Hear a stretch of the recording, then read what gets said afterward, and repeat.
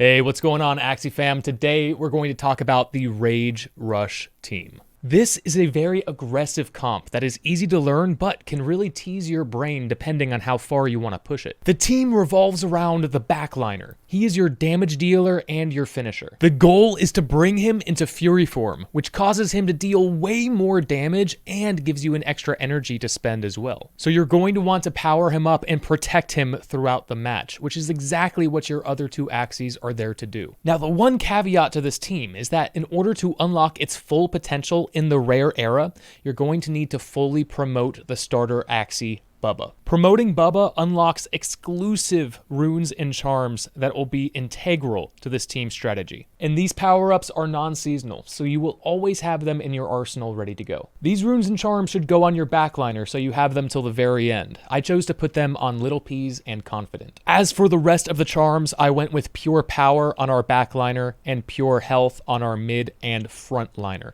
Although, switching up the runes and charms to tech against different strategies like Poison is very recommended. All right, let's hop into a match and see how this team works. Let's choose to go second so we have more energy to spend in our first turn. Now, against this team, our main enemy is Momo. Momo has the ability to target any Axie, so we want to get rid of her as soon as possible because she is a threat to our backliner. Now it's our turn. Our rune on our backliner will give us 1 rage per turn until round 4, and we need 10 rage counters in order to go into Fury form. But don't worry, there are other ways to get rage. Let's go ahead and use Innocent Lamb on our midliner to copy our Cottontail.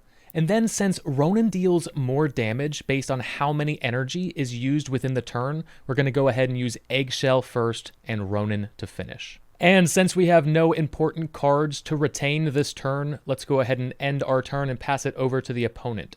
They throw out 2 Momo cards, a Little Bro, and a directed attack to our backliner. We're going to have to worry about keeping him healthy. But taking a little damage on the backliner is not the biggest deal in the world because we are playing Shiba. And we actually draw into Shiba this turn. But first we'll use Confident to cleanse the weak status effect and increase our rage stacks. Now back to Shiba. Shiba actually provides more rage stacks based on how much HP that Axie has lost. So since we were attacked previously, this Shiba will actually provide 2 rage stacks to the entire team. And since Ronin is one of our bigger damage cards, I chose to use our keep feature to retain Ronin for the following turn. Now I have a tough decision to make. Momo has enough firepower to kill my backliner, but my frontliner has Ant, which uses Taunt to protect my backliner and force attacks onto him. So I want to guarantee I draw Ant in my following turn. To do this, I'll play nerdy. And I actually found Ant. So I will discard Shoalstar and Little Peas and use the keep feature to spend an energy fragment to retain Ant for the following turn. So, unless they get the perfect hand here, we should be safe for another turn. And based by that Rosa and a secret card, it looks like our strategy is working. Now, in our next turn, we have a lot of options, but 2 of our Axies are asleep. And this is where playing so many zero-cost cards come in handy. Because all you need to do to wake up from sleep is play a card. It doesn't matter if it's a 0-cost card or a 2-cost card. So we'll play Confident on the backliner to wake him up and Innocent Lamb on our frontliner to wake him up. Now with the Axies awake, we have great options. Momo has not drawn her Death Shower yet, so I want to make sure that I protect my backliner by playing Ant before anything. Now our frontliner has Taunt and all attacks will be directed to him. Our backliner has 6 rage stacks and we have Little Branch in hand, which will give us 3 more rage stacks, which means next turn we're guaranteed to go into Fury form. But we don't have very many cards left in our deck. So I'm going to go ahead and use Little Branch, then I'll retain Ronin for the following turn to guarantee we have damage cards to fill out our energy. Not to mention, Ronin is always best when used on a 4 energy turn, like a Rage turn or a Cottontail turn. Now, I'm not too worried at this point because our frontliner is very healthy, but they throw out a Nutcracker, and here comes the Death Shower. That's a ton of damage. It definitely would have killed our backliner, but we protected ourselves, and now we are in Fury form. Now we have a lot of options at this point, but we want to make sure we choose the right card order to maximize our damage output. The last thing to consider is our energy fragment counter.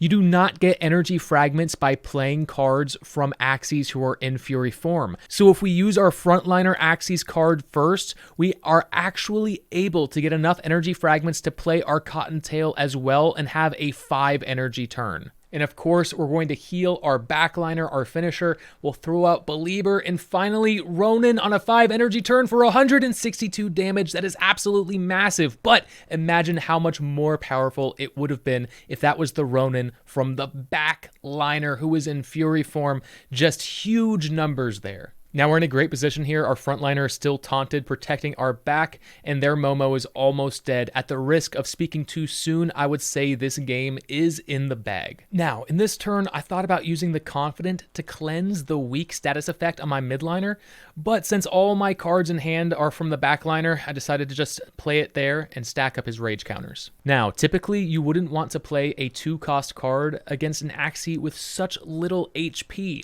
But if you remember, they played a shield card last turn, which means his HP is most likely higher than it looks like, which means playing a 2-cost card here to get the kill isn't a bad bet. And to end the turn, I'll retain Shiba to guarantee I have some high damage backliner cards in my following turn.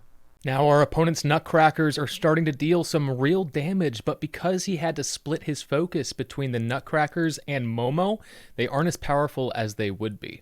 But he is not quite able to get the kill on our midliner, which puts us in a great position. Let's start off this turn with Little Peas so that our other cards do more damage. And rather than play Shiba, by looking at the cards in my deck, I can see that the better option is to stall ever so slightly by playing Eggshell and Mosquito to heal up my midliner a little bit, then retaining Shiba to finish out the match in the following turn, and finally ending the turn by using Cottontail to heal up my backliner slightly. And as long as I survive this next turn, we should win the match. And with only 3 energy, I don't think there's anything he can do to win. He kills our midliner, throws out a Revenge Sword, and looks like 2 secret cards, and it's back to us. Now, instead of finishing with Shiba, I'd rather showcase Belieber. Belieber actually consumes rage stacks, so you want to avoid it if you're planning to go into Fury form. But if Fury is off the table, then Belieber is a great way to get massive damage for a single energy. And there's our victory. So there you have it. This comp is a lot of fun, and it is very versatile in the Rare era, Epic era, and even the Mystic era. So I hope you have a chance to give it a try, and until next time, I'll see you in the arena.